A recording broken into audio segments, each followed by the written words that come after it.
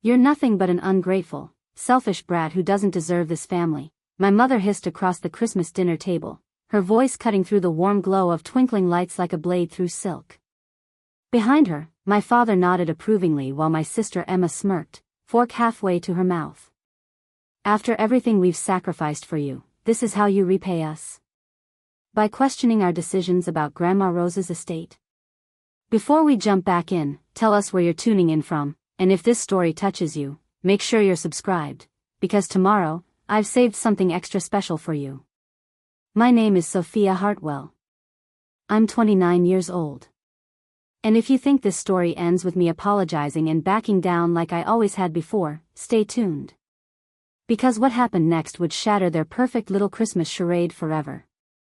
Do you know that moment when the air in a room becomes so thick with tension that even breathing feels like an act of rebellion? That's exactly what Christmas Eve felt like in my childhood home in Millbrook Heights. The same dining room where I'd blown out birthday candles and shared family meals for decades had transformed into a battlefield, and I was about to fire the shot that would change everything. The crystal chandelier above us cast dancing shadows across the mahogany table, the same table where Grandma Rose used to tell me stories about building her business empire from nothing. The irony wasn't lost on me that we were now fighting over the very legacy she'd worked so hard to create. The scent of cinnamon and pine from the towering Christmas tree in the corner should have been comforting, but instead it felt suffocating, like the weight of years of manipulation and control pressing down on my chest. My mother, Sophia Hartwell, sat at the head of the table in her emerald silk dress, her perfectly manicured fingers wrapped around a crystal wine glass like a weapon. She'd always been beautiful in that cold, calculated way that made people afraid to challenge her. My father, Richard, maintained his usual position as her silent enforcer, his steel-gray eyes fixed on me with disappointment that felt familiar yet still stung. And there was Emma, my younger sister, 26, and already molded into their perfect image of success, ruthless, entitled, and completely devoid of the conscience that apparently made me the family disappointment. Ungrateful, she'd called me. The word echoed in my mind as I sat there, still wearing the red cashmere sweater I'd bought specifically for this dinner, hoping foolishly that maybe this year would be different. Maybe this year we could actually be a family instead of a corporation with bloodline shareholders. But 30 minutes earlier, when I'd asked a simple question about why Grandma Rose's will was being revised, just 6 months after her death, their masks had slipped completely. The grandmother who'd raised me when my parents were too busy building their real estate empire. The woman who'd whispered to me on her deathbed, Sophia, honey, I made sure you'll be taken care of. The lake house, the art collection, they're yours. Don't let them bully you out of what's rightfully yours. You have no idea what you're talking about, my father had said, his voice carrying that familiar tone of condescension that had followed me through childhood.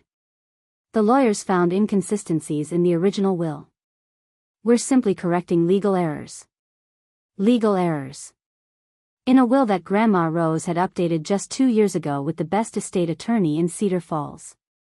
A will she'd shown me personally, pointing to each item she was leaving me with tears in her eyes, explaining how she wanted me to have something beautiful to remember her by.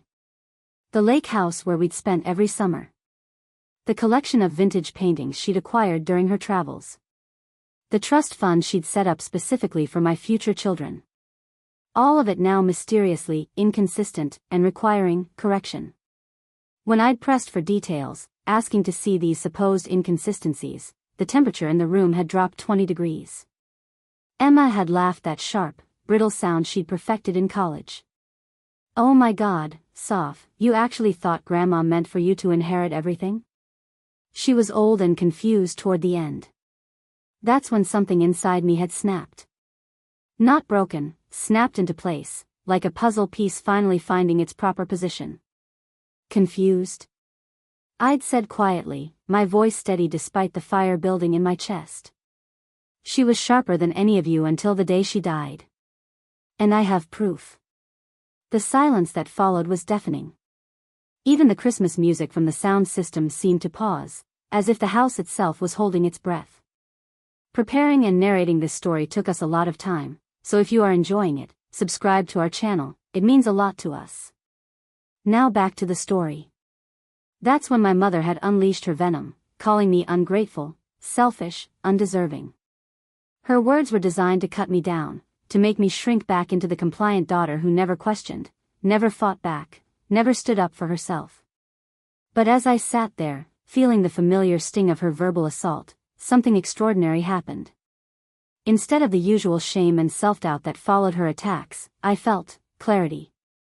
Crystal clear, surgical precision of thought that cut through years of gaslighting and manipulation. You see, what my family didn't know was that I'd spent the last 3 months quietly conducting my own investigation. Late nights in law libraries. Coffee meetings with estate attorneys. Phone calls to Grandma Rose's doctor, her accountant, her closest friends. And what I discovered would not only prove that she was completely mentally sound when she wrote that will, but also reveal a web of fraud and manipulation that went far deeper than a simple inheritance dispute. As my mother's voice rose, as my father's disapproval intensified, as my sister's smirk widened, I slowly stood up from that Christmas table. The chair scraped against the hardwood floor with a sound like thunder. "You're right about one thing, Mother," I said, my voice carrying a strength I'd never felt before. "I am ungrateful.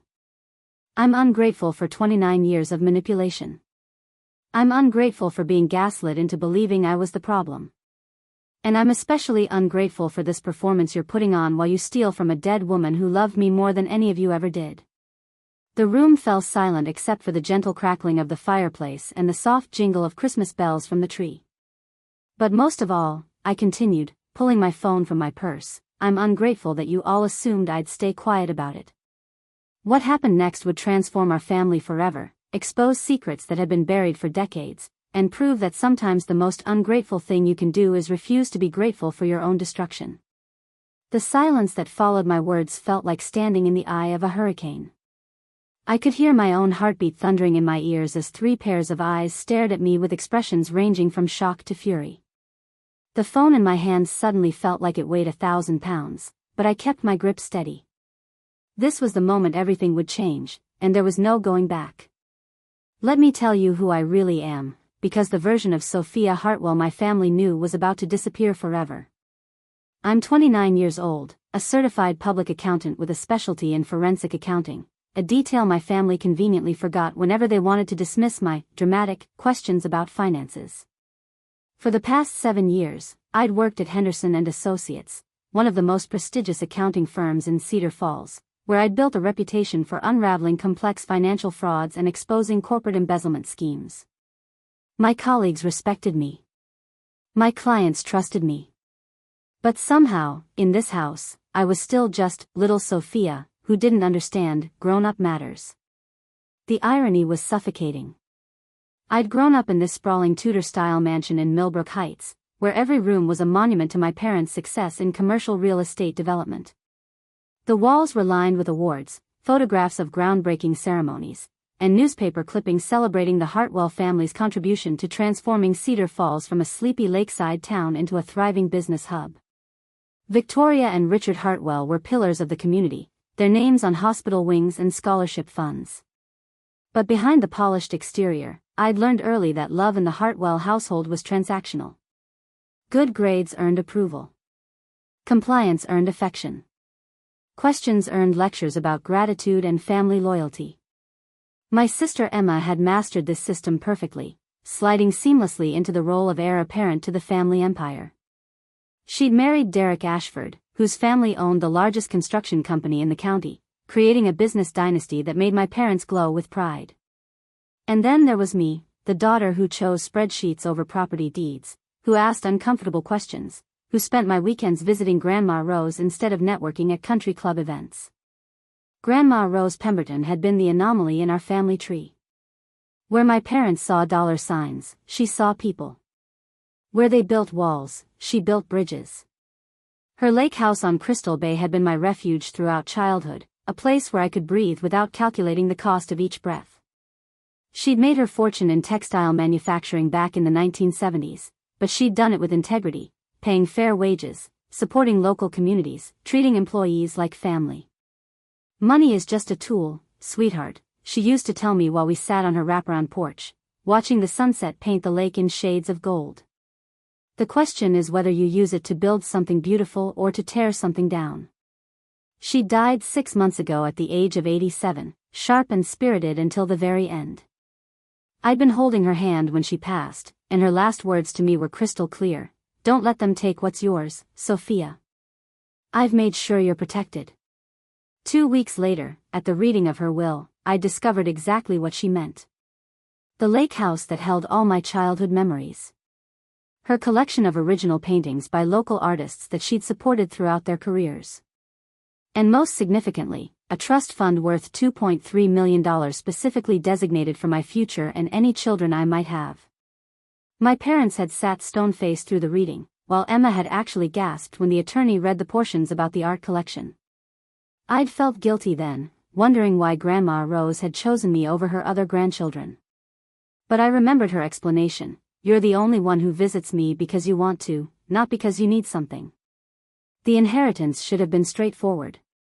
The will was clear, witnessed, notarized, and filed properly with the county clerk. But 3 months ago, everything had started to unravel. It began with a phone call from Marcus Thornfield, the estate attorney my parents had hired to handle the complex aspects of Grandma Rose's estate. He'd informed me that there were significant legal complications that required the inheritance to be placed in a temporary holding trust while discrepancies were resolved.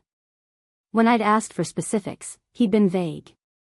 When I'd requested copies of the documentation, he'd cited confidentiality concerns. When I'd suggested we meet in person, he'd claimed scheduling conflicts. Every professional instinct I developed over 7 years of forensic accounting had started screaming warnings. That's when I'd begun my own investigation. I'd started by visiting Grandma Rose's original attorney, Patricia Valdez, a sharp-eyed woman in her 60s who'd handled estate planning for half the wealthy families in Cedar Falls. Patricia had looked genuinely confused when I described the supposed discrepancies. Rose was one of the most meticulous clients I've ever had, Patricia had told me, pulling the file from her cabinet. She revised this will 3 times over 2 years, each time making it clearer and more specific. There were no discrepancies, no ambiguities, no legal issues whatsoever. The next piece of the puzzle had come from Dr. Elizabeth Chin, Grandma Rose's physician for the last 15 years. When I'd mentioned concerns about my grandmother's mental state being questioned, Dr. Chin had been emphatic.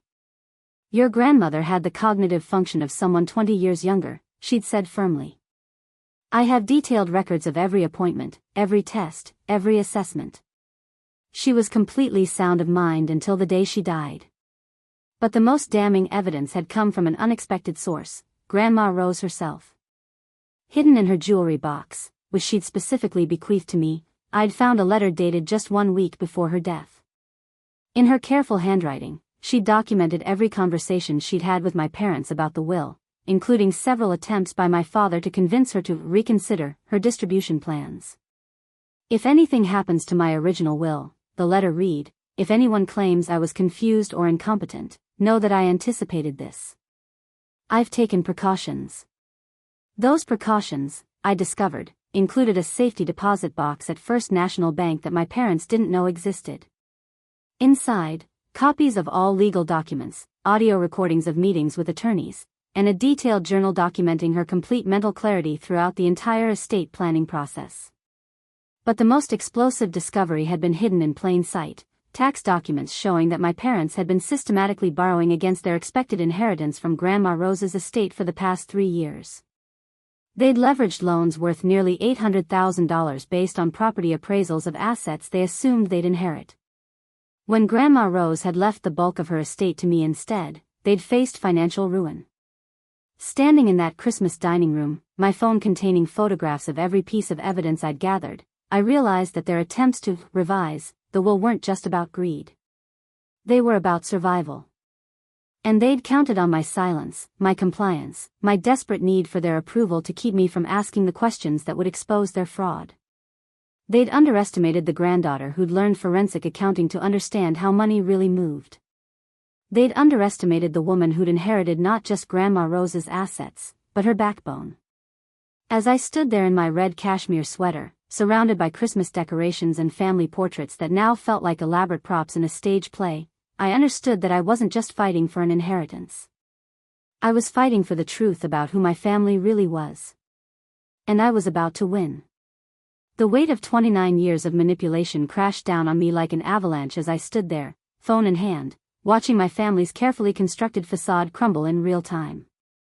But it wasn't just about the money, though $2.3 million was certainly life-changing. What they'd stolen from me ran so much deeper than numbers on a bank statement. They'd stolen my childhood sense of security, replacing it with the constant anxiety that love was something I had to earn through perfect behavior. They'd stolen my voice, teaching me that questioning authority, even when that authority was wrong, made me ungrateful and difficult. Most devastatingly, they'd stolen my relationship with the one person in our family who'd loved me unconditionally, turning even Grandma Rose's final gift into a source of family conflict and guilt. The lake house alone represented 15 summers of my life. From age 7 to 22, I'd spent every June through August in that magical place where time moved differently. Grandma Rose had let me paint the walls of the guest bedroom in rainbow stripes when I was 12, despite my mother's horrified protests about property values. She'd taught me to fish from the dock at sunrise, to bake her famous blueberry muffins using berries we picked ourselves, to identify every bird that visited the feeders she kept filled year-round. That house held my first kiss, Tommy Peterson from the marina, awkward and sweet under the old oak tree. It held my heartbreak when my high school boyfriend cheated, and Grandma Rose had held me while I cried, promising that someday I'd find someone who appreciated my beautiful, stubborn heart. It held lazy afternoons reading on the screened porch during thunderstorms, and Christmas mornings when Grandma Rose would drive the 40 minutes to town just to have Christmas breakfast with me when my parents were too busy with their own social obligations. "This house will be yours someday," she'd told me repeatedly, walking through each room and sharing the stories behind every photograph, every piece of furniture, every carefully chosen detail. "I want you to fill it with your own memories, your own love, your own family when you're ready." The art collection was equally precious, though my family had always dismissed it as those old paintings. To them, art was an investment strategy, something to hang on walls for tax write-offs and to impress business associates. But Grandma Rose had collected each piece because it spoke to her soul. She discovered Marcus Rivera when he was a struggling artist selling paintings at the Saturday farmers market, and she bought his work steadily for 20 years, watching him grow from local talent to regional recognition. "Art is how we remember that beauty matters," she'd explained, standing before Rivera's painting of Crystal Bay at sunset.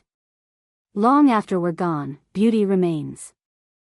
There was Elena Vasquez's series on immigrant families, painted with such emotion that it brought tears to your eyes. There was James Crawford's abstract pieces that seemed to capture the very essence of music in visual form. 12 original paintings in total, each one chosen not for its monetary value but for its ability to move the human spirit. But beyond the tangible assets, what they'd truly stolen was my future security and autonomy. The trust fund Grandma Rose had established wasn't just money, it was freedom. Freedom to leave a job if it became toxic, freedom to pursue passions that didn't immediately generate income, freedom to have children without worrying about the financial burden of childcare and education costs. I'd watched too many of my friends compromise their dreams because they couldn't afford to take risks. Stay in relationships that had died years ago because they couldn't afford divorce attorneys. Delay having children because daycare costs exceeded their mortgage payments. Work for bosses who treated them terribly because they needed the health insurance. Grandma Rose had understood this trap intimately. She'd built her textile business in an era when women rarely controlled their own financial destinies, and she'd been determined that I would never face those constraints. "Money isn't about buying things, sweetheart," she'd told me during one of our porch conversations. "It's about buying choices. The choice to say no when something doesn't feel right. The choice to say yes when something feels perfect, even if it's risky. Most importantly, it's about the choice to help others have choices too." That trust fund represented the ability to start the nonprofit organization I'd dreamed about since college, a financial literacy program for young women from working-class families. Girls like I would have been if I hadn't won the genetic lottery of being born into wealth. The program would teach them about budgeting, investing, understanding contracts, and protecting themselves from financial manipulation. Because I'd learned, through bitter experience, that financial abuse was one of the most common and least discussed forms of family trauma. My parents had weaponized money from the time I was old enough to understand what it meant. Good behavior earned generous allowances. Challenging their decisions resulted in privileges being revoked. My college tuition had come with strings attached. I could study accounting, which they deemed practical, but my minor in art history was constantly criticized as frivolous. When I'd wanted to spend a semester abroad in Florence, studying Renaissance art conservation, they'd refused to pay for what they called an expensive vacation. Even as an adult with my own successful career, they'd continued the pattern. Christmas gifts came with lectures about gratitude. Birthday celebrations included subtle reminders of how much they'd invested in raising me. Family vacations involved detailed discussions of costs and how fortunate I was to be included. Emma, by contrast, had learned to work the system perfectly. She'd majored in business as our parents wanted, married the man they'd practically chosen for her, and now lived in a house they'd helped finance, working for a company where my father sat on the board of directors. Her life looked perfect from the outside, but I'd seen the moments when her mask slipped, the way she gripped her wine glass too tightly at family gatherings, the dark circles under her professionally applied makeup, the way she flinched when Derek spoke to her in that condescending tone he'd learned from our father. She'd traded her authenticity for approval, and watching her had taught me that their version of success was actually a beautifully decorated prison. Now they were trying to steal my chance to break free from that prison permanently. They were trying to take away the one gift that would allow me to live life on my own terms, to build something meaningful, to honor Grandma Rose's legacy of using wealth to create beauty and opportunity rather than control and manipulation. Standing in that dining room, surrounded by the trappings of their success, the crystal chandelier that cost more than most people's cars, the imported Italian marble floors, the custom millwork that had been featured in Architectural Digest, I finally understood that none of it had ever been about creating a loving home. It had all been about creating an impressive stage set for the performance of family harmony, while the real business of emotional and financial manipulation happened behind the scenes. But what they'd never understood, in all their careful calculations and strategic planning, was that love can't be counterfeited forever. And truth, no matter how deeply you try to bury it, has a way of clawing its way back to the surface. They'd spent so much energy teaching me to be grateful for their version of love that they'd never noticed I was learning to recognize the real thing from Grandma Rose. And now, armed with evidence and finally understanding my own worth, I was about to show them the difference. The moment my words hung in the air, the family's response was swift and coordinated, like a well-rehearsed defense strategy they'd been preparing for months. It was almost impressive how quickly they shifted from shocked silence to a full-scale assault on my character and credibility. My father was the first to recover, his businessman instincts kicking in as he leaned back in his chair with that familiar expression of paternal disappointment that had crushed my spirit countless times throughout childhood. "Sophia, honey," he said, his voice dripping with condescension, "I think the stress of losing Grandma Rose has affected your judgment more than we realized. These conspiracy theories you're spinning are frankly embarrassing." He gestured around the elegant dining room as if the expensive furnishings themselves were evidence of his moral authority. "Look around you. Look at what your mother and I have built, what we've provided for this family. Do you really think we need to steal from an elderly woman? The very suggestion is not only hurtful, it's completely illogical." My mother set down her wine glass with deliberate precision, each movement calculated for maximum dramatic effect. "Richard is being too gentle," she said, her voice taking on that Arctic tone that had terrified me as a child. "What you're suggesting isn't just wrong, Sophia, it's sick. The fact that you would even entertain such thoughts about your own family tells me that perhaps we need to have a serious conversation about your mental health." The gasoline had been poured, now came the match. "You've always been prone to paranoid thinking," she continued, warming to her theme. "Remember when you were convinced your high school teachers were conspiring against you when you got that B+ in calculus?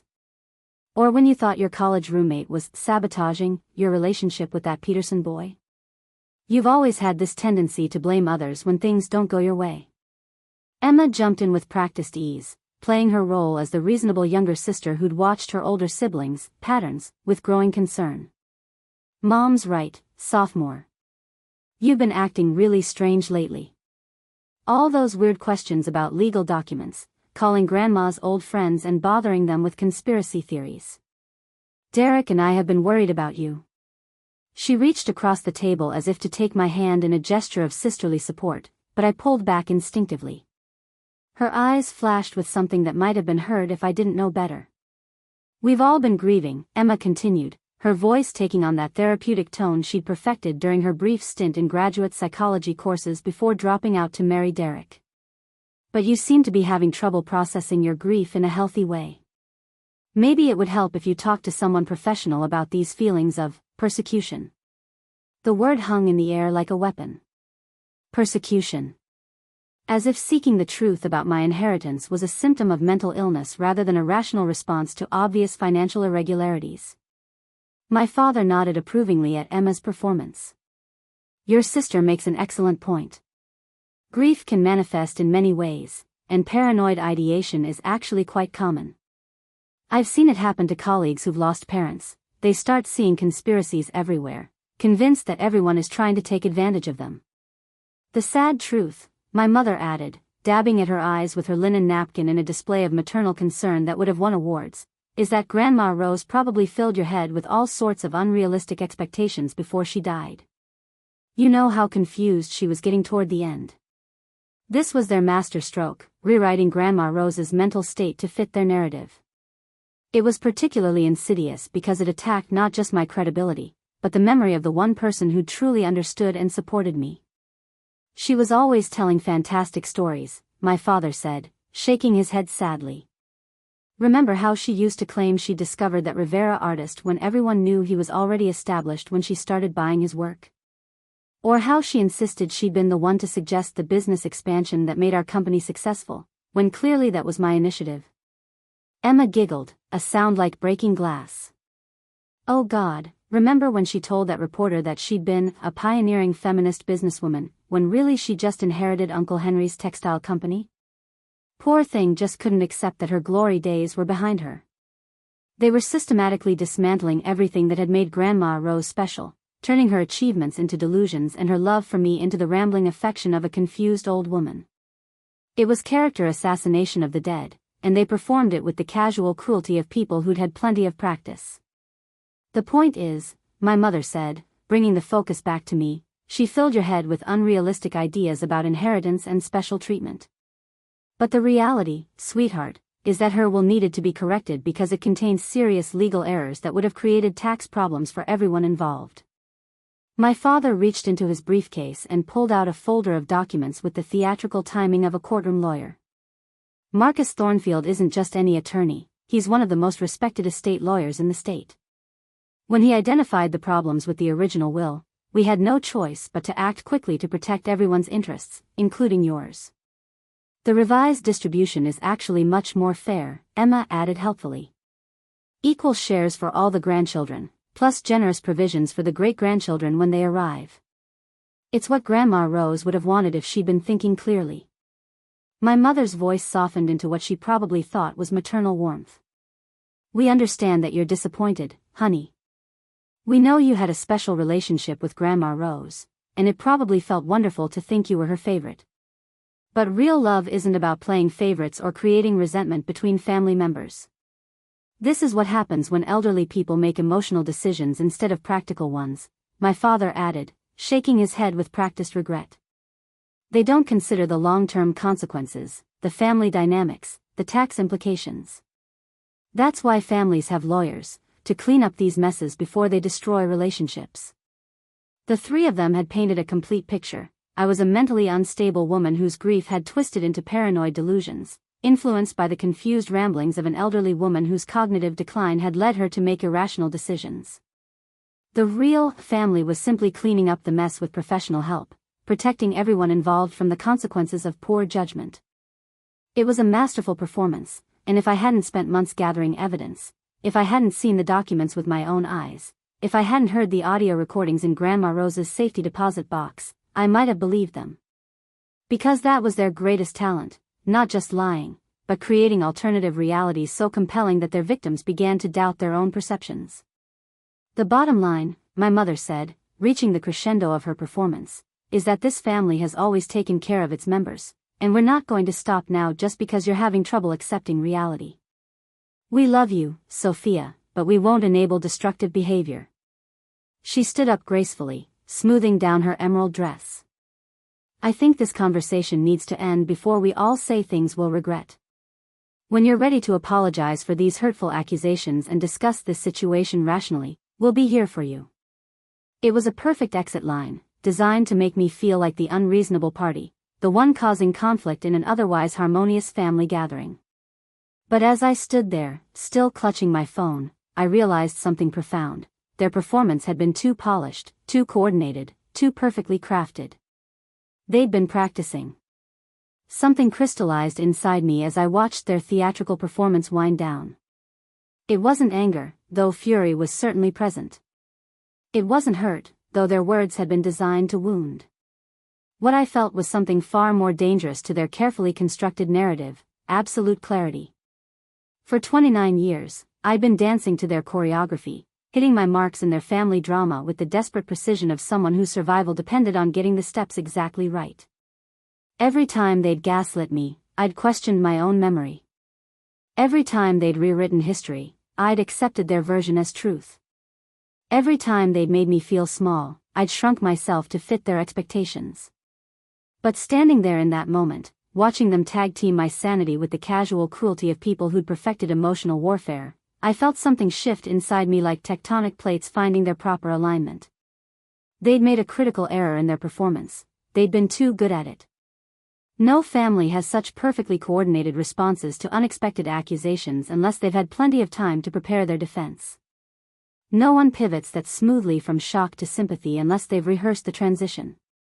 And no one has such detailed alternative explanations for complex legal and financial irregularities unless they've spent considerable time crafting those explanations. My mother's theatrical dab at her eyes with the linen napkin. My father's convenient briefcase full of documents. Emma's psychology textbook terminology about grief manifestation. The way they'd seamlessly built upon each other's points, never contradicting, never hesitating, never showing genuine surprise at any of my accusations. This wasn't the spontaneous response of innocent family members confronted with shocking allegations. This was a rehearsed damage control strategy from people who'd been expecting this confrontation. Which meant they knew exactly what they'd done. I let the silence stretch, watching them carefully. My mother had positioned herself near the doorway in a classic power move, creating the visual impression that she controlled who could leave and when. My father had his papers spread strategically across the table, the physical evidence of his authority and competence.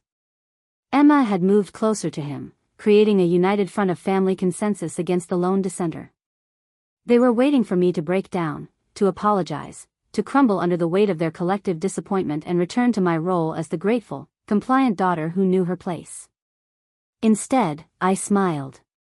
Not a happy smile, they weren't that naive. But the kind of smile that appears on someone's face when puzzle pieces finally click into place, when the pattern emerges from what had seemed like chaos.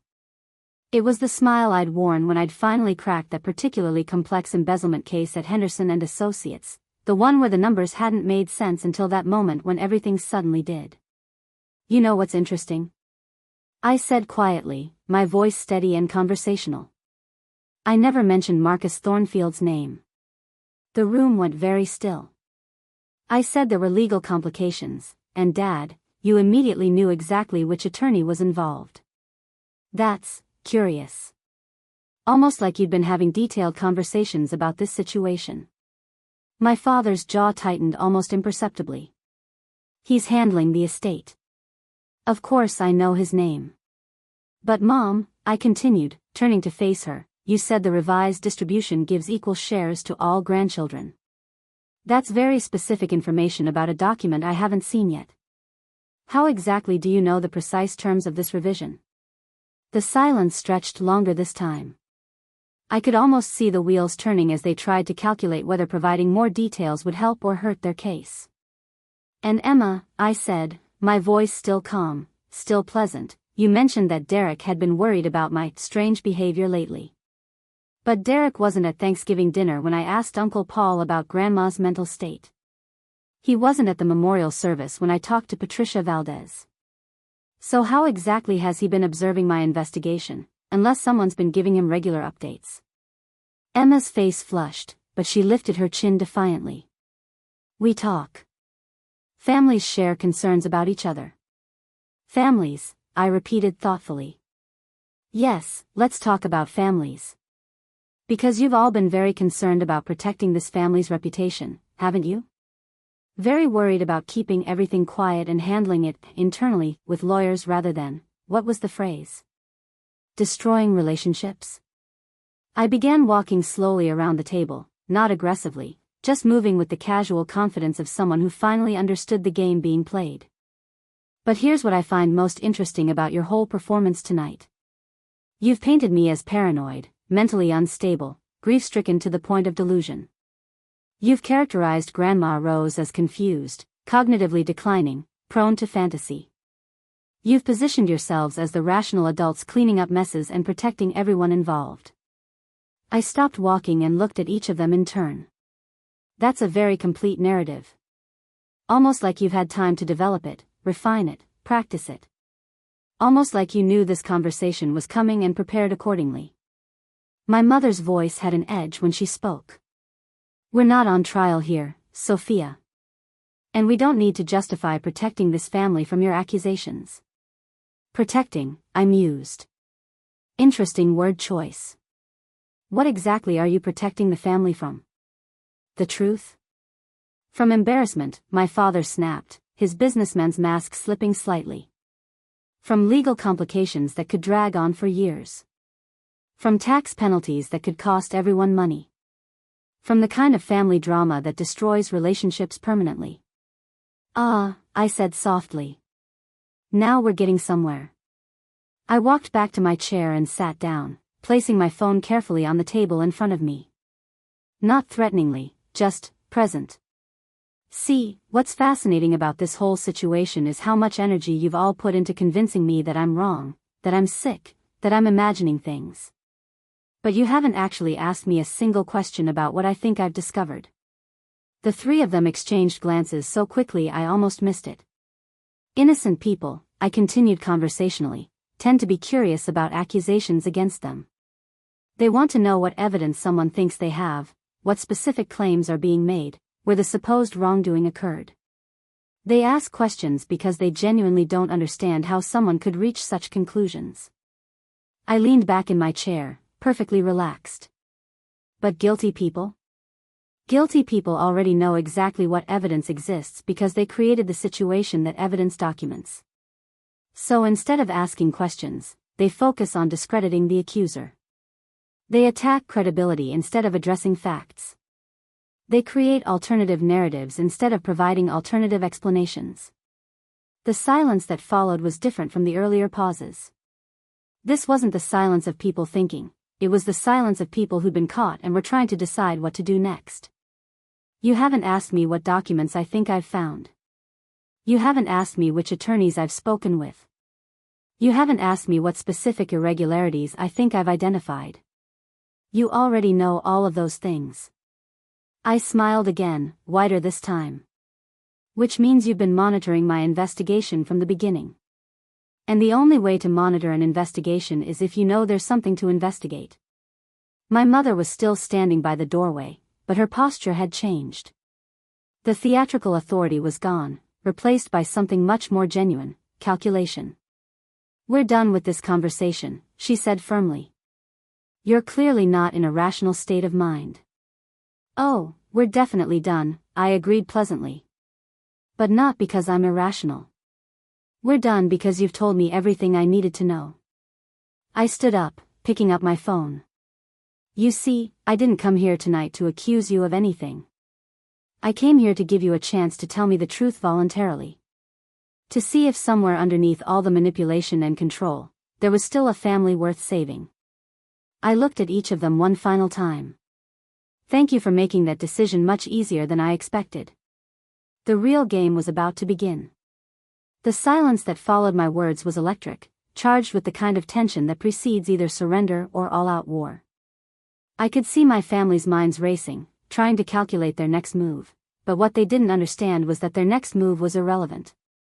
The game had already changed, and I'd been playing by different rules for months. You see, while they'd been busy crafting their narrative and coordinating their defense, I'd been doing what I do best, following the money and documenting everything with the methodical precision of someone who'd spent 7 years unraveling financial crimes for a living. The first piece of evidence I'd gathered wasn't dramatic or confrontational. It was simply a copy of Grandma Rose's original will from Patricia Valdez's office, obtained through completely legitimate channels as a named beneficiary. Patricia had been more than happy to provide it, especially when I'd explained my concerns about the alleged discrepancies that required revision. I'd been practicing estate law for 30 years, Patricia had told me, reviewing the document with professional thoroughness. This is one of the cleanest, most unambiguous wills I've ever drafted. There are no discrepancies, no ambiguities, no legal issues whatsoever. Whoever told you otherwise is either incompetent or lying. That conversation had taken place 3 weeks ago, and I'd recorded it with Patricia's full knowledge and consent. She'd actually suggested it herself. If someone's questioning my professional competence, I want a record of this conversation. The second piece of evidence had come from Dr. Chen's medical records, which Grandma Rose had specifically authorized me to access through a medical power of attorney she'd established 2 years before her death. The cognitive assessments were damning in their clarity. Every single test, every evaluation, every interaction documented a woman whose mental faculties were not just intact but exceptional for her age. But the most damaging evidence had come from sources my family never could have anticipated, because they'd never bothered to truly understand who Grandma Rose was or how her mind worked. 3 months before her death, Grandma Rose had done something that revealed the depth of her foresight and her understanding of her family's true nature. She'd hired a private investigator. Not to spy on me, as I'd initially feared when I'd found the records in her safety deposit box. To spy on them. Marcus Rivera, the artist whose work made up the core of Grandma Rose's collection, had remained close to her throughout the years. When she'd mentioned concerns about her family's increasing pressure regarding her estate planning, he'd recommended Samuel Torres, a retired police detective who specialized in financial investigations for elderly clients who suspected family members of financial abuse. The file Torres had compiled was devastating. Bank records showing my parents had been systematically borrowing against their expected inheritance for 3 years, using property appraisals that assumed they'd received the bulk of Grandma Rose's estate. Recorded phone conversations where my father had pressured Grandma Rose to simplify her will and avoid creating family conflicts through unequal distribution. Email exchanges between my mother and Marcus Thornfield that predated Grandma Rose's death by 6 months, discussing strategies for correcting problematic provisions in estate documents.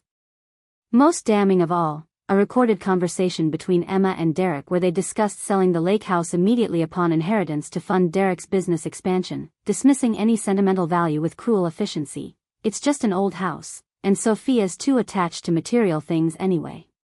She'll get over it.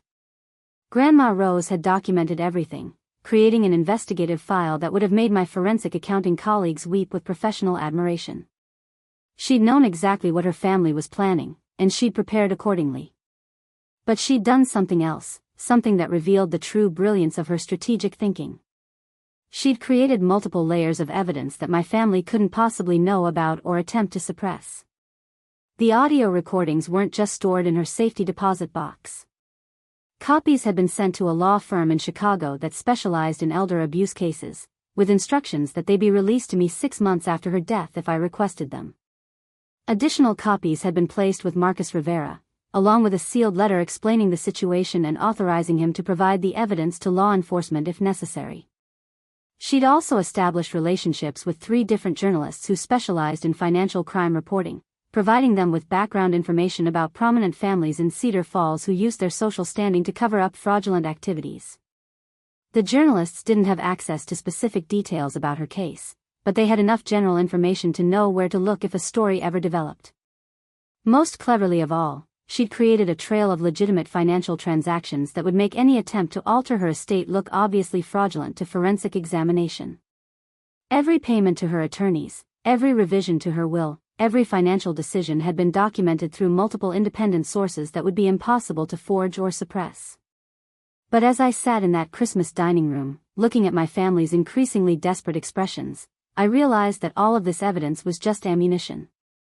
The real weapon was something much simpler and more devastating, their own words.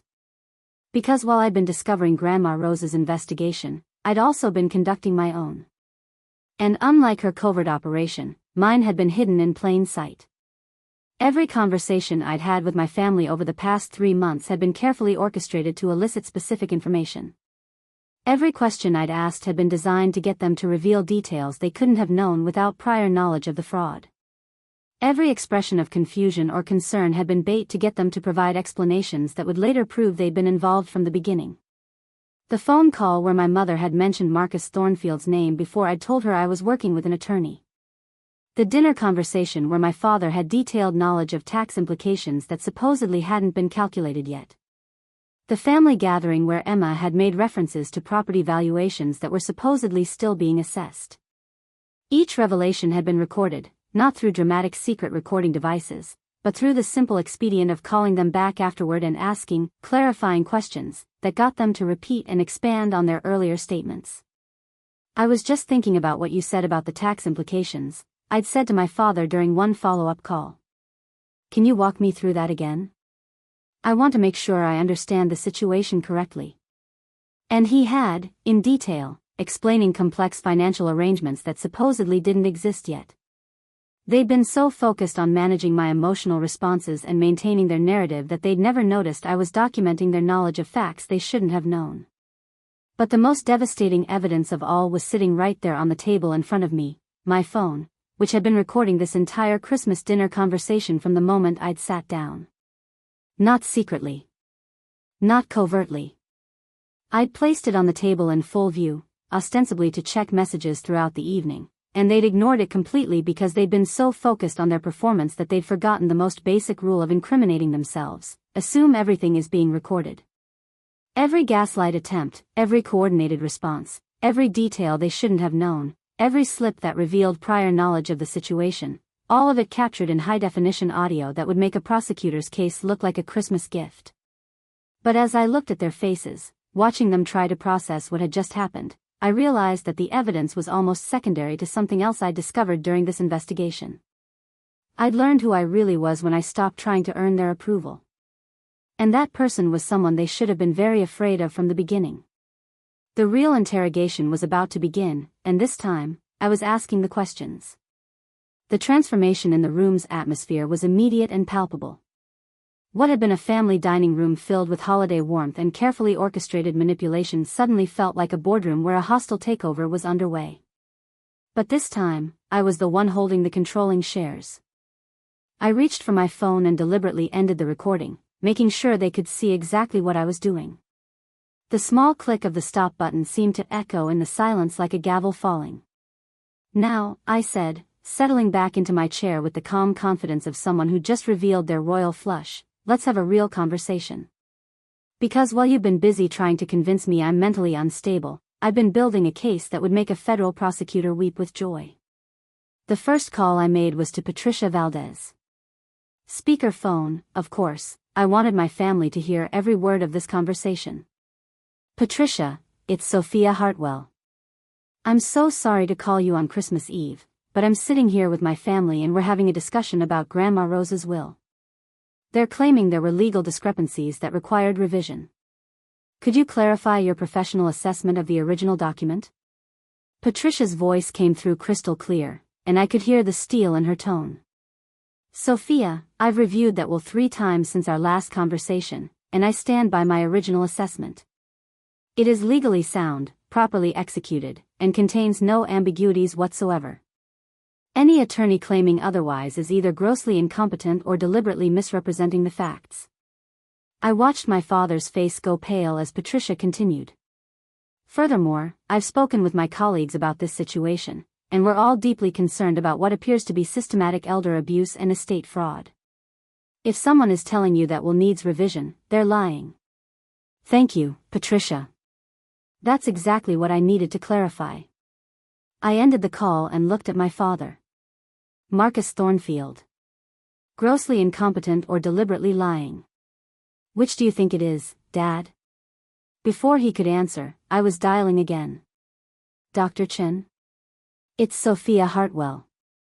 I'm sorry to disturb your holiday, but my family is questioning my grandmother's mental capacity at the time she wrote her will. Could you please clarify her cognitive state during her final months?" Dr. Chen's response was immediate and unequivocal. Rose Pemberton had the mental acuity of someone half her age until the day she died. I have comprehensive cognitive assessments from her final 6 months that document perfect mental function. Anyone questioning her capacity is either uninformed or deliberately spreading false information. Emma actually flinched when Dr. Chen added, "I'd be happy to testify to her mental competence if this becomes a legal matter." 2 calls down, and already their carefully constructed narrative was crumbling. But I was just getting started. The 3rd call was to Samuel Torres, the private investigator Grandma Rose had hired. I'd spoken with him earlier in the week, and he'd agreed to be available if needed. "Mr. Torres, this is Sophia Hartwell. I'm with my family right now, and I think it's time they understood the scope of what you uncovered during your investigation." His gravelly voice filled the room like a judge reading a verdict. "Miss Hartwell, your grandmother hired me because she suspected her family was planning to defraud her estate.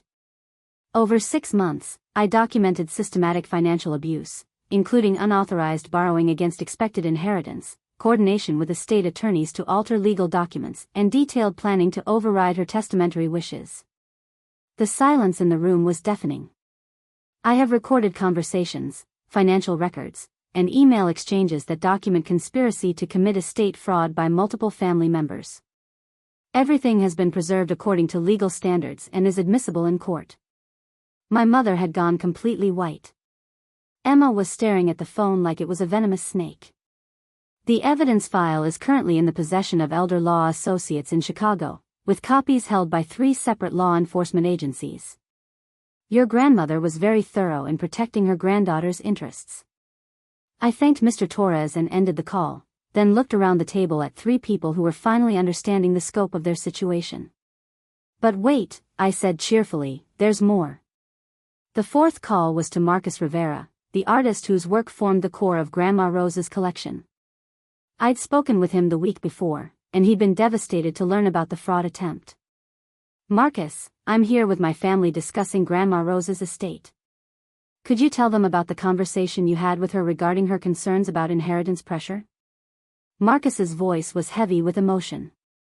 "Rose called me 2 months before she died. She was heartbroken because her family was pressuring her to change her will. She said they'd been borrowing money against her estate without permission and were facing financial ruin if she didn't leave them everything." He paused, and I could hear him collecting himself. "She told me she discovered they were planning to sell my paintings immediately after her death to cover their debts. She said it broke her heart to realize they saw her life's work as nothing more than liquidatable assets." The cruelty of that revelation hung in the air. These weren't just financial crimes. They were acts of emotional violence against a woman who'd loved them unconditionally. She wanted to make sure Sophia inherited the collection because she knew Sophia understood the value of art beyond its price tag. Rose said Sophia was the only one who loved her for who she was, not what she had. When I ended that call, Emma was crying. Not the manipulative tears she'd deployed earlier, but genuine grief, whether for Grandma Rose or for herself, I couldn't tell. But I still wasn't finished. The 5th call was to my own attorney, Jennifer Walsh, a partner at Henderson and Associates who specialized in forensic accounting litigation. I'd briefed her on the situation the week before, and she'd been eager to take the case. "Jennifer, I'm here with my family and I think it's time to discuss our legal options moving forward." Jennifer's voice was crisp and professional. "Based on the evidence you've provided, we have grounds for criminal charges including conspiracy to commit fraud, elder abuse, forgery, and potentially RICO violations if we can establish a pattern of financial crimes." She paused to let that sink in. "The civil case is even stronger. We're looking at treble damages under the elder abuse statutes, plus attorney fees and costs. Conservatively, we're talking about $4.2 million in potential damages." My father made a choking sound. "Additionally, I've already filed preliminary injunctions to freeze all assets derived from the fraudulent estate planning, and I've notified the State Bar about Marcus Thornfield's potential ethical violations." Jennifer's final statement was delivered with surgical precision. I should mention that continuing to possess assets obtained through fraud after being notified of the criminal investigation could result in additional charges of receiving stolen property. When I ended that call, the only sound in the room was the ticking of the antique grandfather clock in the corner and my father's labored breathing. I looked around the table at my family, my mother rigid with shock, my father calculating frantically, Emma sobbing quietly into her hands, and felt something I'd never experienced before in this house. Complete and total control. "Now," I said pleasantly, folding my hands on the table, "would anyone like to explain to me how this situation developed? Because I have about 30 minutes before I need to make some very important decisions about how to proceed." The reckoning had begun, and for the first time in my life, I was the one holding all the cards. But what happened next would determine whether this family had any chance of surviving what they'd brought upon themselves. The 30 minutes I'd given them stretched into an eternity of silence broken only by the gentle humming of the Christmas tree lights and Emma's occasional sniffles. I sat perfectly still, watching three people who'd spent decades controlling every family narrative suddenly find themselves completely powerless to shape this one. My father was the first to break. His businessman's instincts, honed by decades of negotiating deals and managing crises, kicked in as he tried to find some angle, some way to regain control of the situation. "Sophia," he began, his voice carefully modulated to project calm authority despite the sweat beading on his forehead, "I think there's been a fundamental misunderstanding here. Yes, we've been working with Marcus Thornfield to address some technical issues with the estate, but everything we've done has been in consultation with professionals and in the best interests of the family." He reached for his briefcase again, pulling out documents with the desperate precision of someone trying to build a life raft from legal papers. "These aren't fraudulent documents. They're corrective instruments designed to address tax implications that Patricia Valdez didn't fully consider when she drafted the original will." I let him talk, taking notes on my phone as he constructed his defense in real time. Every word was potentially useful evidence, and I wanted to capture his reasoning in his own words. "The borrowing against the estate," he continued, "was done through legitimate financial channels with proper documentation. We weren't stealing, we were accessing our inheritance early to address immediate family business needs. It's a common practice in estate planning." My mother, sensing an opening, jumped in to support his narrative. "Everything your father is saying is true. We were trying to protect the family's financial stability. Richard's construction contracts required significant capital investments, and we knew Grandma Rose would have wanted us to use our inheritance to secure the family's future. It was fascinating to watch them attempt to rebuild their narrative in real time, incorporating the evidence I'd presented while still maintaining their innocence. They were skilled at this, decades of practice had made them experts at reframing inconvenient truths." Emma wiped her eyes and joined the effort, her voice shaky but determined. "And the things we said about Grandma Rose, we weren't trying to be cruel. We were just worried that people would take advantage of her generous nature. You know how she was, she always wanted to help everyone, sometimes to her own detriment. They were creating a new story where they were protective family members making difficult but necessary decisions to prevent their elderly relative from being exploited, while simultaneously protecting the family's financial interests through legitimate business practices. It was actually quite impressive, if you ignored the mountain of evidence that proved every word was a carefully constructed lie." But while they were talking, I was conducting my own investigation in real time. Using my phone, I was cross-referencing their statements with the evidence I'd already gathered, documenting each contradiction, each impossible timeline, each claim that directly contradicted recorded conversations. The beauty of being a forensic accountant is that you learn to think in terms of documentation and verification. Every statement they made could be checked against financial records, legal documents, and recorded conversations. And I'd spent 3 months gathering exactly those materials. When they finally finished their coordinated explanation, I looked up from my phone and smiled. "That's a very interesting story," I said conversationally. "But I'm curious about a few details." I pulled up a document on my phone and turned it toward them. "This is a bank record showing that Dad borrowed $180,000 against expected inheritance on March 15th. But this," I swiped to another document, "is an email from Marcus Thornfield dated March 8th, discussing strategies for revising problematic inheritance provisions." I looked at my father with genuine curiosity. "How exactly were you accessing your inheritance through legitimate channels a week before the attorney identified the legal problems that required revision?" My father's confident expression flickered. The the timeline might be slightly compressed in these documents. Financial and legal processes often overlap. Oh, they definitely overlap, I agreed pleasantly. Like this recording of you telling Mom that you'd handled the attorney situation, and that Grandma Rose would never know what hit her. That was recorded on February 22nd, which is interesting because Grandma Rose didn't die until March 3rd. The color drained from his face. But I'm most curious about this conversation, I continued, playing an audio file from my phone. My father's voice filled the room, crystal clear. The old bat thinks she's being clever with that will, but Marcus has already figured out how to fix it. By the time Sophia realizes what happened, the money will be long gone and there won't be anything she can do about it. The recording played in the silence of the Christmas dining room like a confession broadcast from beyond the grave. When it ended, my father looked like he'd aged 10 years in 10 seconds. "Where did you get that?" he whispered. "Grandma Rose's private investigator was very thorough," I replied. "She had your phones tapped for the last 6 months of her life. Every conversation, every plan, every cruel joke about the old bat who loved you unconditionally, she heard all of it." My mother's wine glass slipped from her hand and shattered on the floor, red wine spreading across the marble like blood. "But the really interesting part," I continued, "is what happened after she died. Because instead of stopping the fraud when you realized she might have been suspicious, you doubled down." I pulled up another audio file. "This is Emma talking to Derek 3 weeks ago. Sophia's getting too close to the truth. We need to accelerate the timeline and get the money transferred before she can get a lawyer involved." Emma's sob turned into something closer to a wail. "And this," I said, playing a final recording, "is Mom talking to Marcus Thornfield last Tuesday. I don't care what it takes or what it costs. Sophia cannot be allowed to get her hands on those original documents. Pay whatever bribes you need to pay, destroy whatever evidence you need to destroy, but this ends here." The silence that followed was absolute. Even the Christmas tree lights seemed to dim in the face of such complete and devastating exposure. "So you see," I said, putting my phone away, "this isn't a misunderstanding or a family disagreement about estate planning.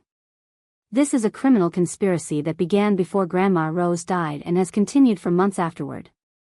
You didn't just steal her money, you planned her emotional devastation before she died, and you've spent the last 6 months trying to cover up your crimes." I stood up, my movements calm and deliberate. "The really tragic part is that if you just asked her for help, she probably would have given you the money gladly. She loved you. But instead, you chose to betray that love, steal from her, and then try to gaslight me into believing I was crazy for questioning obvious fraud." I looked at each of them in turn, my father slumped in his chair like a deflated balloon, my mother staring at the wine stain spreading across her perfect floor, Emma sobbing with the desperate grief of someone who'd finally understood the magnitude of her mistakes. "The 30 minutes are up," I said quietly. "And I've made my decision." The investigation phase was over. Now came the justice. The moment I announced that the 30 minutes were up, the energy in the room shifted from desperate damage control to something much more primal, survival mode. But what my family didn't understand was that survival mode only works when you still have options. They'd run out of options months ago, they just hadn't realized it yet. I walked to the antique secretary desk in the corner of the dining room, the same desk where I'd done homework as a child while my parents entertained business associates. From the drawer, I pulled out a manila folder I'd placed there earlier in the evening, before dinner had even begun. "Before we proceed," I said, returning to the table, "I want to show you something that might help you understand the full scope of your situation." I opened the folder and spread its contents across the mahogany surface like a dealer laying out cards for the final hand of poker. Bank statements, legal documents, photographs, transcripts, a paper trail that told the complete story of their fraud in devastating detail. "This is a copy of the complete evidence file that's already been submitted to the district attorney's office," I said calmly. "It was delivered this morning by courier, along with a formal criminal complaint." My father's head snapped up. "This morning? But you've been planning this?" "Dad, I've been planning this since October," I replied. "The moment Marcus Thornfield told me there were legal complications with Grandma Rose's will, I knew something was wrong. The moment you all had perfectly coordinated explanations for those complications, I knew you were involved. Everything since then has been about building an airtight case. I picked up one of the documents from the spread. This is a forensic analysis of the forged signature on the revised will. The expert who conducted the analysis has testified in over 200 fraud cases. His report concludes that the signature was created using a tracing technique that left microscopic evidence of the original document underneath. Emma looked up from her sobbing. You had the signature analyzed? I had everything analyzed, I said. The paper, the ink, the printing characteristics, the legal language patterns. Did you really think you could forge a legal document in 2024 and not leave evidence? Marcus Thornfield might be a criminal, but he's not a very sophisticated one. I picked up another document. This is a financial analysis showing the exact flow of money from Grandma Rose's accounts to your various debts and investments. Every dollar is traced, every transaction is documented, every transfer is tied to specific dates and times.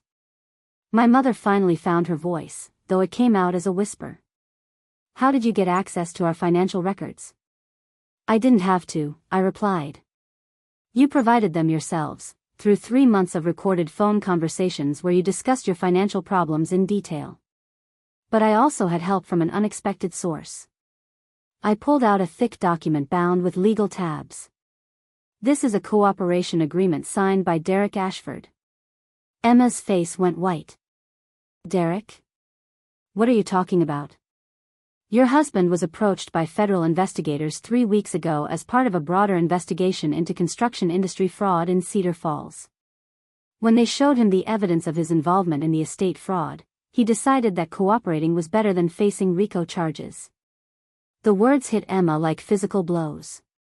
She doubled over in her chair, making sounds that weren't quite sobs and weren't quite screams. Derek has provided detailed testimony about his knowledge of the fraud, including recordings of conversations where you and he discussed selling Grandma Rose's art collection to cover his business debts. He's also testified about the timeline of the conspiracy and the roles each family member played. I turned to my father. He was particularly helpful in explaining how you used your construction company's financial difficulties to justify the initial borrowing against the estate. According to his testimony, you'd been planning this for over a year before Grandma Rose's death. My father's business facade finally cracked completely. That son of a bitch. We made him rich, we brought him into this family, and this is how he repays us. Actually, I said, Derek's cooperation is what allowed us to uncover the full scope of the conspiracy. Without his testimony, we might have only been able to prove the estate fraud. But with his help, investigators discovered a pattern of financial crimes going back 5 years. I spread out additional documents. Construction contract fraud. Tax evasion. Money laundering through shell companies. Insurance fraud involving accidental damage to buildings you were renovating. The estate fraud was just the tip of the iceberg. The silence that followed was broken only by the sound of Emma's breathing, which had become rapid and shallow. She was having a panic attack. The federal charges alone carry a potential sentence of 15 to 20 years, I continued matter-of-factly. The state charges add another 10 to 15 years. But here's what's really interesting about the timing. I pulled out a calendar marked with dates in red ink. The statute of limitations on some of these crimes was about to expire. If this investigation had been delayed by even a few more months, you might have been able to escape prosecution for the earlier offenses. My mother was staring at the calendar like it was a death sentence. How long have you known about all of this? I've suspected since October. I've had proof since December 1st. But I've been waiting for the right moment to act, because I wanted to make sure that when this happened, it would be complete and final. I gathered up the documents and returned them to the folder. The district attorney has already convened a grand jury. The indictments will be unsealed tomorrow morning. Federal investigators will be serving warrants simultaneously at your homes and businesses. The grandfather clock chimed 9 times, each note echoing through the room like a countdown. But, I said, my voice taking on a different tone, there is one option available to you. For the first time since I'd started this revelation, I saw hope flicker in their eyes. It was pathetic and desperate, but it was hope nonetheless. The prosecutors are willing to consider plea agreements, I continued. Full restitution of all stolen funds, plus penalties and interest. Guilty pleas to reduced charges. Cooperation with ongoing investigations into other families and businesses involved in similar schemes. I paused, letting them absorb this possibility. In exchange, you might be looking at 5 to 7 years instead of 15 to 20. Minimum security facilities instead of federal prison. Possibility of supervised release after serving 60% of your sentences. My father leaned forward desperately. What would we have to do? Admit everything. Publicly. Provide complete financial disclosure of all assets and debts. Testify against Marcus Thornfield and any other co-conspirators. Submit to ongoing financial monitoring for the rest of your lives. I stood up, folder in hand. You have until 9 o'clock tomorrow morning to decide. The prosecutors will be at the courthouse at 9:15 to present the case to the grand jury. If you want to cooperate, you need to be there with your attorneys at 9 o'clock sharp. I walked toward the door, then stopped and turned back. Oh, and one more thing. The cooperation agreement requires unanimous participation. All 3 of you have to agree, or none of you get the deal. You're in this together, which means you'll sink or swim together. I looked at them one final time, my father calculating frantically, my mother in shock, Emma hyperventilating in her chair. Merry Christmas, I said quietly. I hope it was worth it. And then I walked out of the house where I'd grown up, leaving them to face the consequences of their choices. The investigation was over. Justice was no longer my responsibility. It was theirs. I drove home through the quiet Christmas Eve streets of Cedar Falls, my hands steady on the wheel despite the magnitude of what had just unfolded. The dashboard clock read 9:47 p.m., and I found myself thinking about how different this night was from every Christmas Eve of my childhood.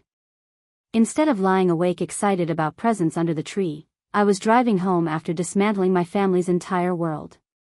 But I felt no regret.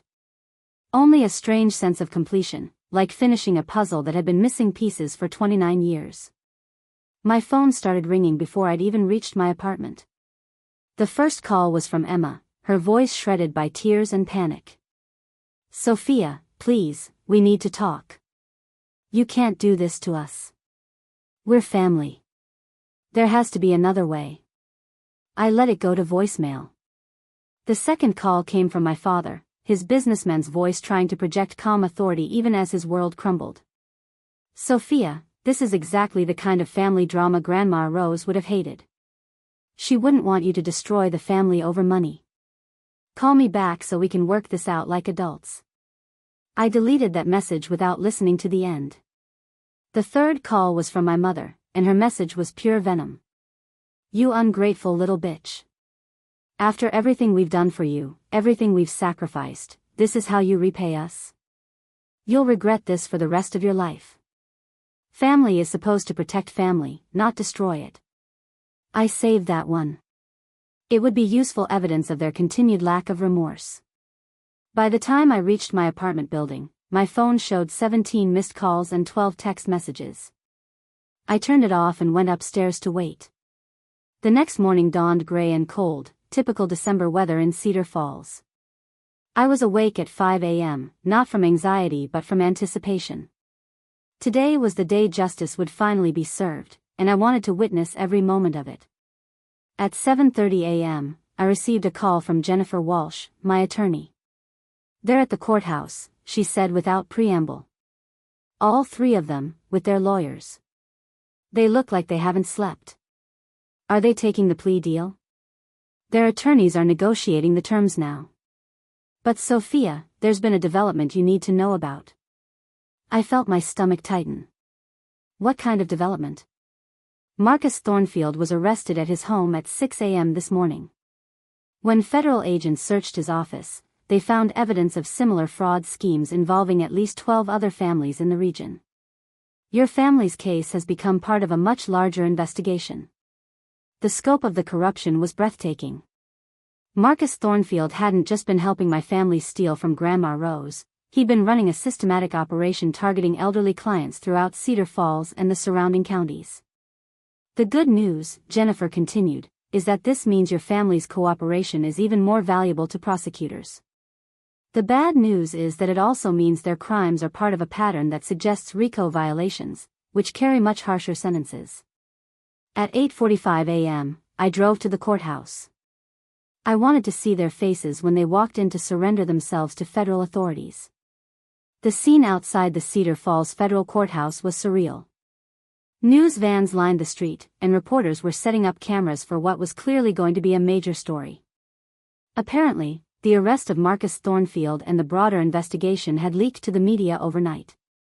I parked across the street and watched as 3 black SUVs pulled up to the courthouse steps. My family emerged from the first vehicle, flanked by their attorneys. Even from a distance, I could see that they looked broken. My father, who had always carried himself with the confident bearing of a successful businessman, was hunched over like an old man. My mother, usually immaculate in her appearance, looked haggard and disheveled. Emma was being physically supported by her attorney, as if she might collapse at any moment. Behind them, Derek Ashford emerged from the second SUV in handcuffs, surrounded by federal agents. His cooperation deal apparently hadn't prevented his arrest, it had simply determined the terms of his surrender. The media immediately swarmed them, shouting questions that echoed off the courthouse steps. "Mr. Hartwell, how long have you been stealing from elderly clients?" "Mrs. Hartwell, did you know your mother-in-law had hired a private investigator?" "Ms. Ashford, how does it feel to betray your own grandmother?"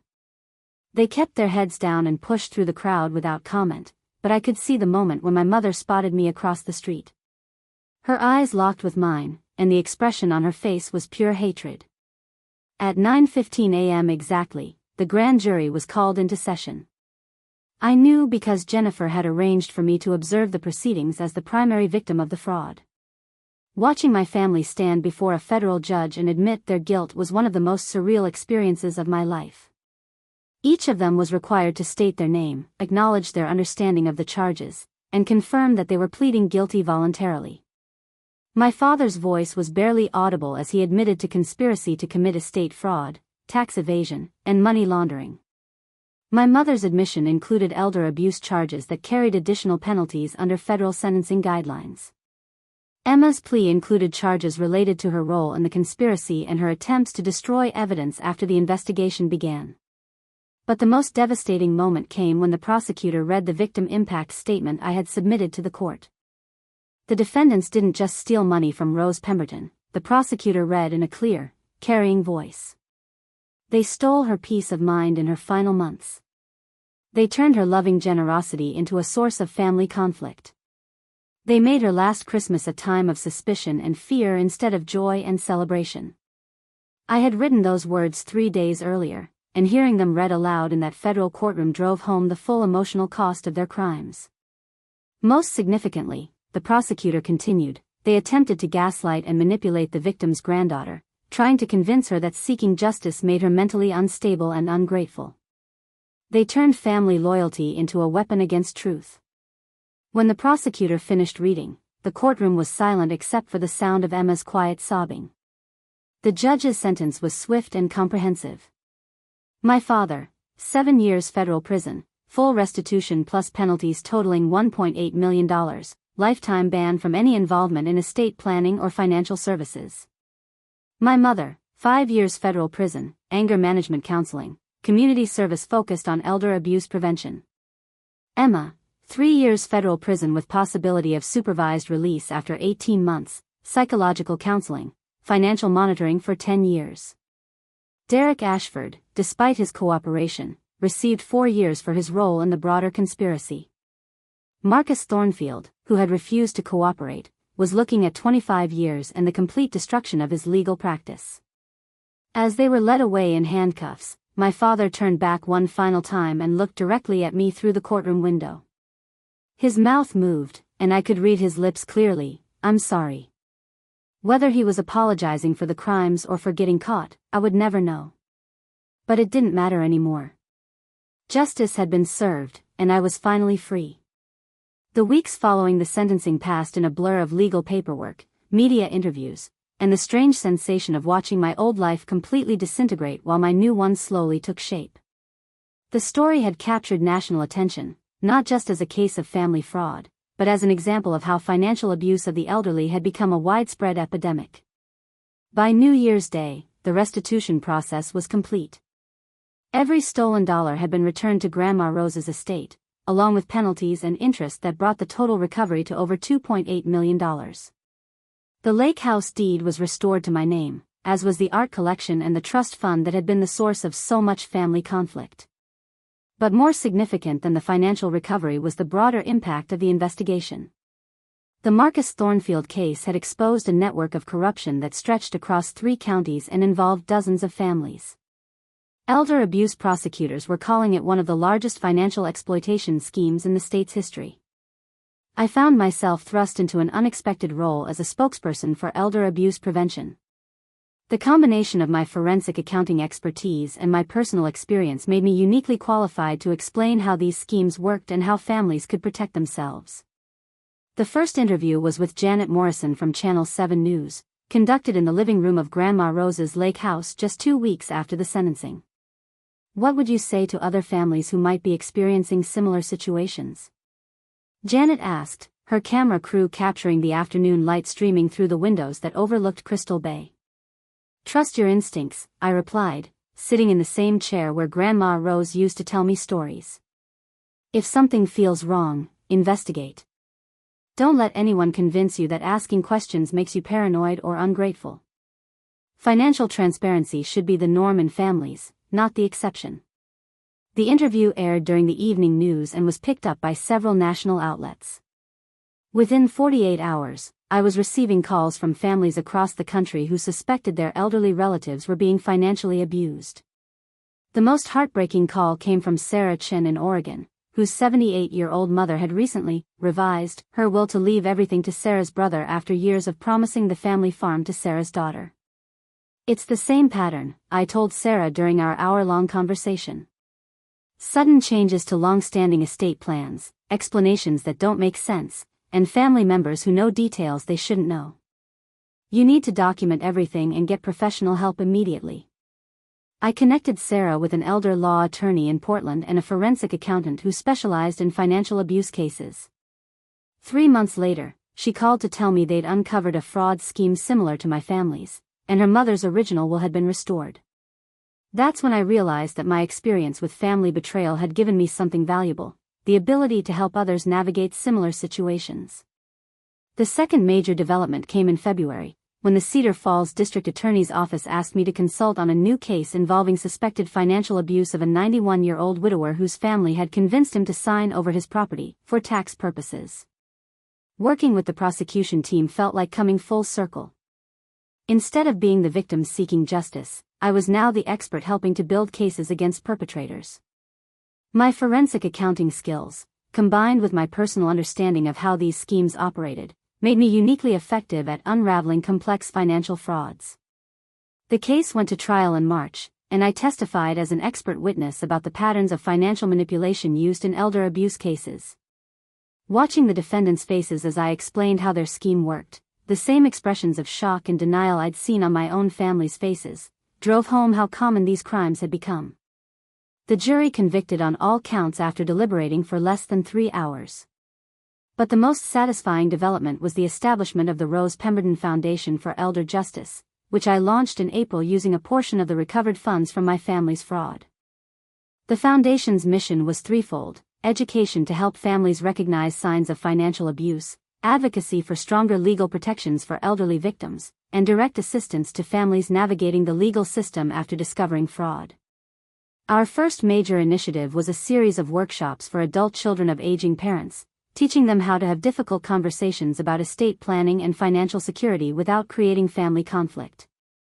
The goal isn't to assume the worst about your family, I explained to a packed auditorium at the Cedar Falls Community Center during our inaugural workshop. The goal is to create transparency and accountability that protects everyone involved. We also established a legal assistance fund that provided grants to families who couldn't afford the attorneys and forensic accountants needed to uncover and prosecute financial abuse. Within 6 months, we'd helped 12 families recover stolen assets totaling over $1.3 million. The foundation's work attracted attention from state legislators, who invited me to testify before the House Committee on Aging about proposed reforms to elder abuse laws. The current system makes it too easy for financial predators to target elderly victims, I told the committee in June.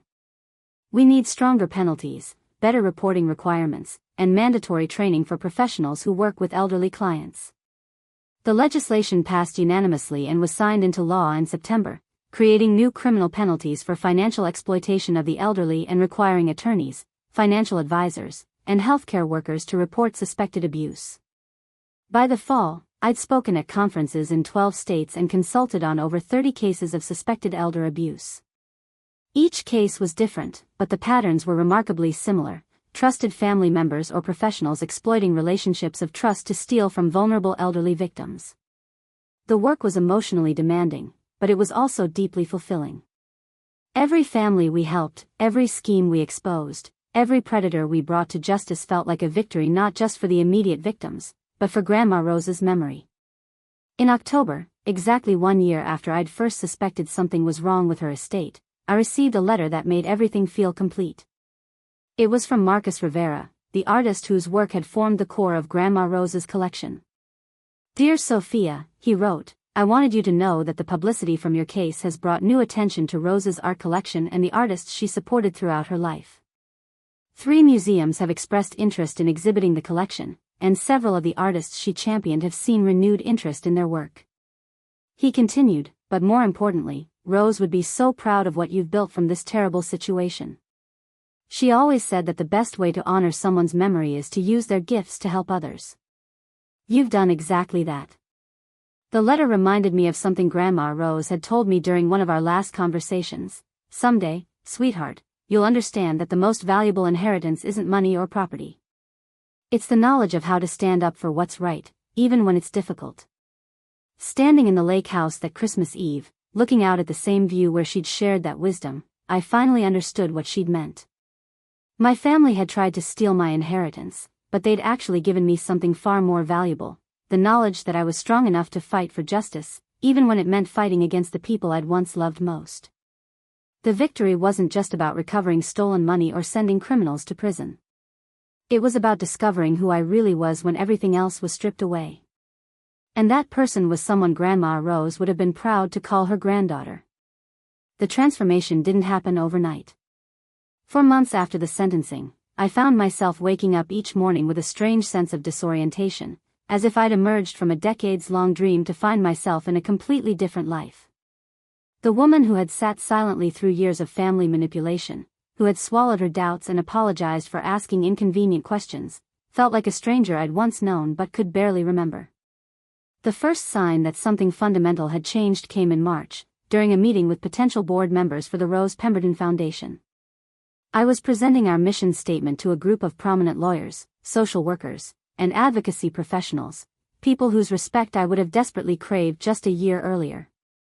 "The Foundation's approach differs from existing elder abuse organizations," I explained, standing confidently at the head of the conference table, "because we focus on empowering family members to become effective advocates rather than simply providing services after abuse has already occurred." Dr. Patricia Winters, a renowned geriatrician from the University Medical Center, raised her hand. "Ms. Hartwell, this is impressive work, but don't you think your personal experience might make you too emotionally invested to maintain the objectivity necessary for effective advocacy?" A year ago, that question would have sent me into spirals of self-doubt. I would have stammered an apology and spent weeks wondering if she was right, if my personal trauma had indeed compromised my professional judgment. Instead, I looked her directly in the eye and smiled. "Dr. Winters, I think you've identified exactly why this foundation is necessary. The tendency to dismiss victims' experiences as too emotional or too personal is precisely what allows these crimes to continue. My lived experience doesn't compromise my objectivity, it provides insight that purely academic approaches lack." I walked to the whiteboard and drew a simple diagram. Traditional elder abuse prevention focuses on education and reporting. But what we've learned from our first year of operation is that the most effective intervention happens when family members trust their instincts and act on them, even when professionals tell them they're being too emotional. The room was silent for a moment, then Dr. Winters nodded slowly. You're absolutely right. I apologize for the implication that your experience was a liability rather than an asset. No apology necessary, I replied genuinely. But I think this exchange illustrates exactly why we need advocates who understand these situations from the inside. By the end of that meeting, we had a full board of directors and a waiting list of professionals who wanted to volunteer their expertise. The second transformation came through my work with other families. Each case I consulted on taught me something new about the psychology of financial abuse and the dynamics that allowed it to flourish. In April, I worked with the Peterson family in Michigan, where 84-year-old Robert Peterson's son had convinced him to transfer his house deed to avoid probate issues.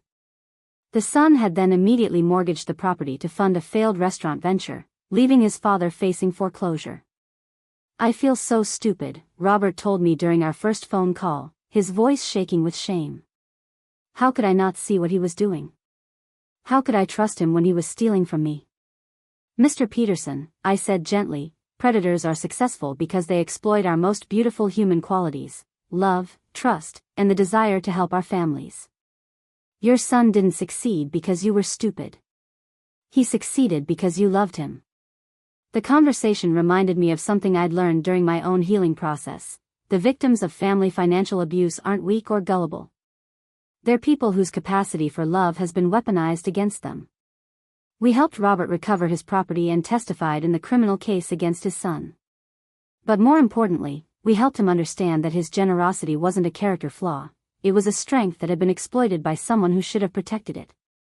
By summer, I found myself speaking at conferences across the country, not just about elder abuse prevention but about family trauma recovery and the intersection of financial crime and emotional manipulation. The most meaningful invitation came in July, when the American Bar Association asked me to keynote their annual Elder Law Conference in Chicago. Financial abuse within families forces us to confront an uncomfortable truth, I told an audience of over 800 attorneys, judges, and social workers. The people best positioned to protect elderly family members are often the same people most likely to exploit them. I shared statistics from our foundation's research. 90% of elder financial abuse is committed by family members or trusted friends. The average victim loses $120,000. Most cases are never reported because victims are too ashamed or too afraid of destroying family relationships.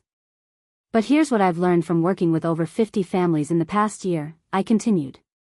The shame doesn't belong to the victims. It belongs to the perpetrators who chose to exploit trust instead of honoring it.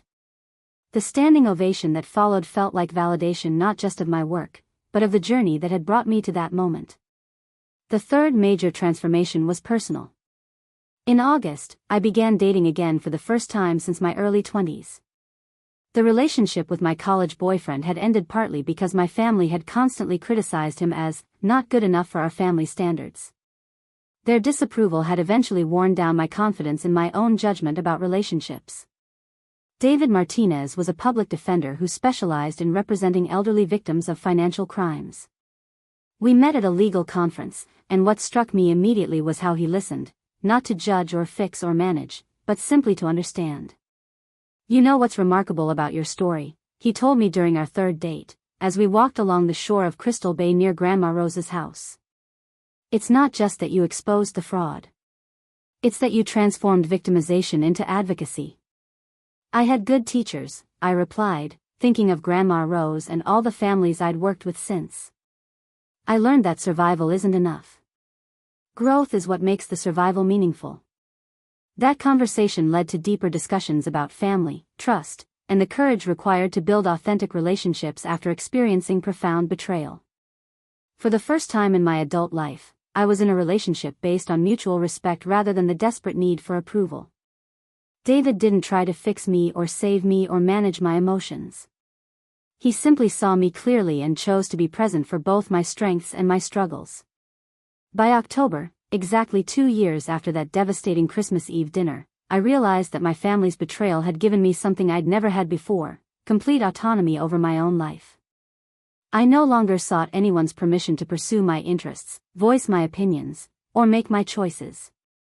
I no longer apologized for taking up space or asking for what I needed.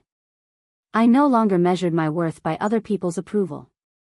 The woman who had sat silently through years of manipulation had become someone who spoke truth without apology, who built meaningful work from personal pain, who loved without losing herself in the process.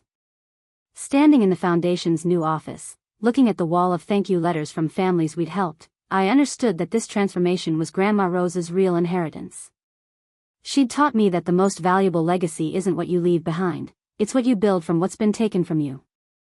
2 years after that Christmas Eve confrontation, I stood on the wraparound porch of Grandma Rose's lake house, my lake house now, watching the sunrise paint Crystal Bay in shades of gold and amber.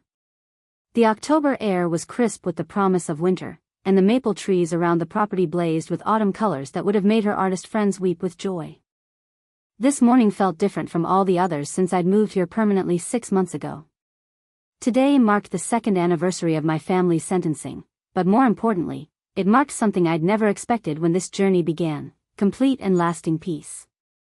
The house had become more than just a residence, it had transformed into the headquarters of something beautiful and meaningful. The Rose Pemberton Foundation now operated from the converted barn on the property, where a team of 12 dedicated professionals worked to protect elderly victims and educate families about financial abuse prevention. But this morning, before the workday began, I wanted to savor the quiet. David found me there an hour later, carrying 2 cups of coffee and wearing the paint-stained sweater he'd been using while helping me restore the guest bedroom where Grandma Rose had once let me paint rainbow stripes on the walls. "Penny for your thoughts," he said, settling beside me on the porch swing that had been her favorite spot for evening conversations. "I was thinking about forgiveness," I replied, accepting the coffee gratefully. "Not forgiving them, I'm not sure that's necessary or even possible.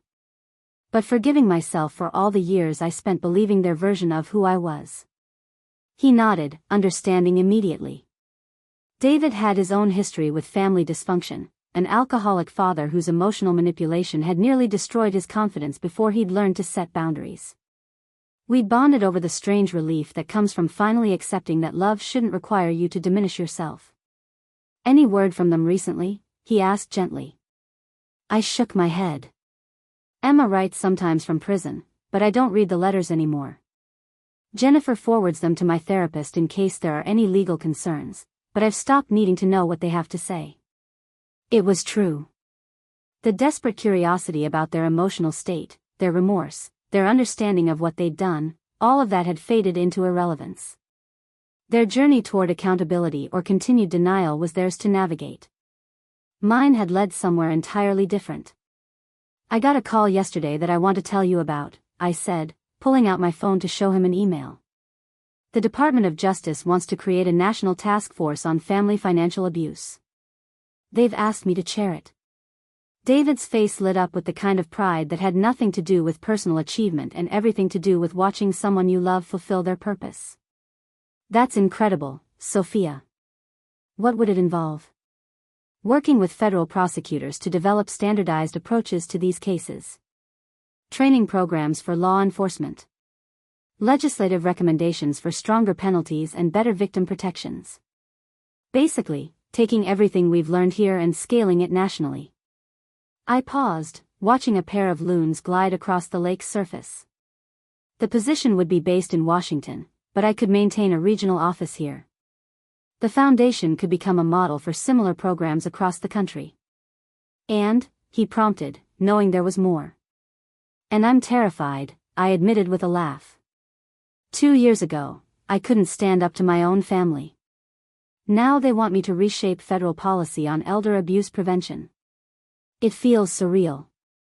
"You know what Grandma Rose would say about that," David reminded me. I smiled, remembering her voice. "Sweetheart, the best time to plant a tree was 20 years ago.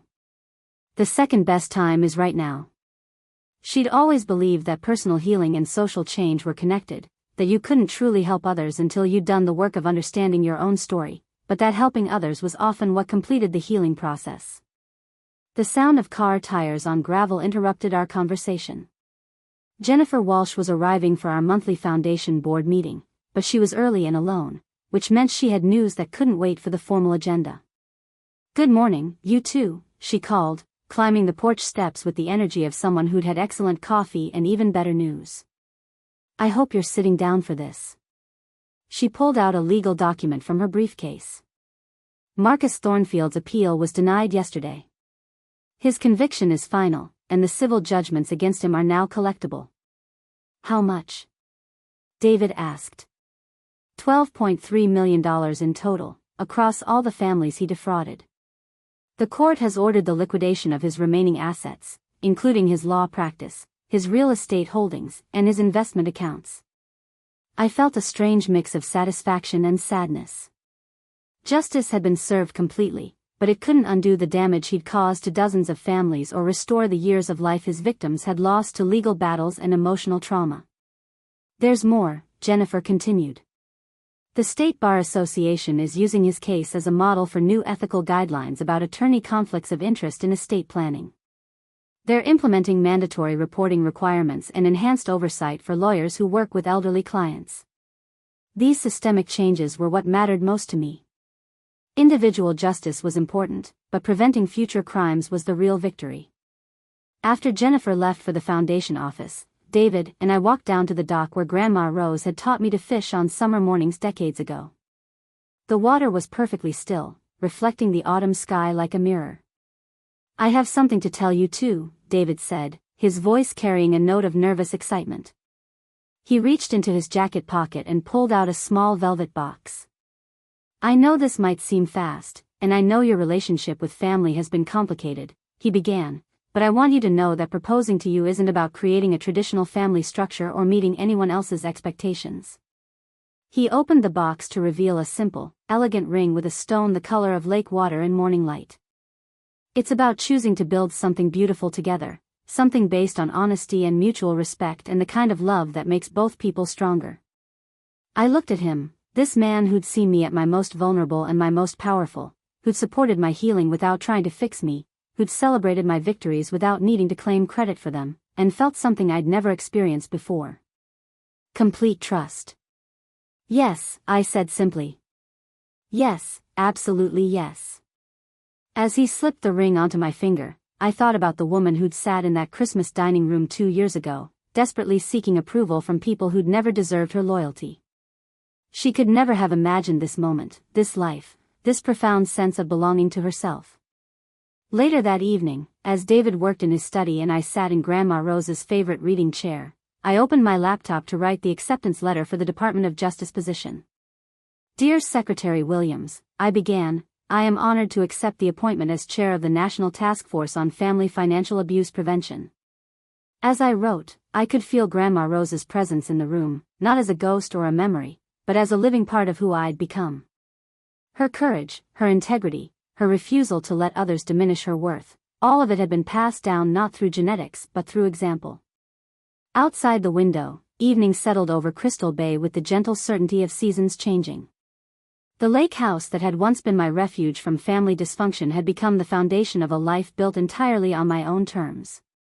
Some stories end with revenge. Some end with reconciliation.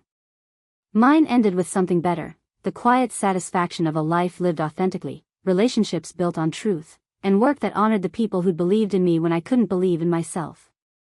The girl who'd been called ungrateful for questioning injustice had become a woman who understood that gratitude doesn't require silence, it requires action. And for the first time in my life, I was exactly where I belonged. Up next, you've got 2 more standout stories right on your screen. If this one hit the mark, you won't want to pass these up.